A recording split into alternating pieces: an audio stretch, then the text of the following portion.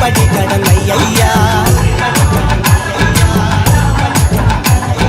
കൊയ്തെടുത്തു ശ്രീരാമൻ രണ്ടാം ശിരസയ്യ. ദശമുഖനു മോക്ഷത്തിൻ ഇരുപടി കടന്നയ്യ. ആഞ്ജനേയ സ്വാമി അരികത്ത് രാമരാമേതി ജപിച്ചങ്ങു നിന്നു.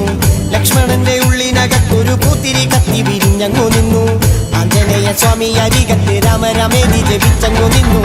ലക്ഷ്മണന്റെ ഉള്ളിനകത്തൊരു പൂത്തിരി കത്തി വിരിഞ്ഞങ്ങു നിന്നു. ശ്രീരാമ പരമരുളു ശ്രീരാമ പ്രാർത്ഥന കേൾക്കാം.